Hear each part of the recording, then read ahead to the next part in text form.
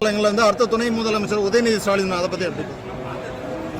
ஏற்கனவே அந்த கட்சியில உதயநிதி அவர்களுடைய புகழை பாடுகின்ற சீனியர் அமைச்சர்களை பார்த்துட்டு ஏதாவது ஜூனியர் அமைச்சர்கள்லாம் பாடினா பரவாயில்ல, முன்னாள் வரிசையில் இருக்கிற சீனியர் அமைச்சர்களே உதயநிதி புகழை பாடாமல் அந்த கட்சியில் இருக்க முடியாது அப்படிங்கிற ஒரு சூழ்நிலை வந்ததுக்கு அப்புறம் வாரிசு அரசியலுக்கு இந்தியாவிலேயே சிறந்த உதாரணமாக இருக்கிற திராவிட முன்னேற்ற கழகத்தை அரசாங்கத்துக்கிட்ட இல்ல அந்த கட்சி கிட்ட வேற என்ன எதிர்பார்க்க முடியும்?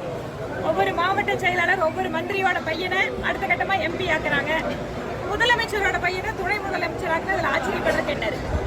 முதல் இடம், அதாவது அந்த கட்சியிலாகட்டும் ஆட்சியிலாகட்டும் முதலிடம் என்பது அது கோபாலபுரத்துக்கு சொந்தமானது. அதுல வேற யாருக்காவது ஒரு பட்டியலத்தை சார்ந்தவங்கள ஒரு பெண்மணிக்கு வாய்ப்பு கொடுத்தாதாங்க அதிசயம், அதுதான் அதிசயம். அதனால இதெல்லாம் நடக்கலோட அதிசயமே கிடையாது.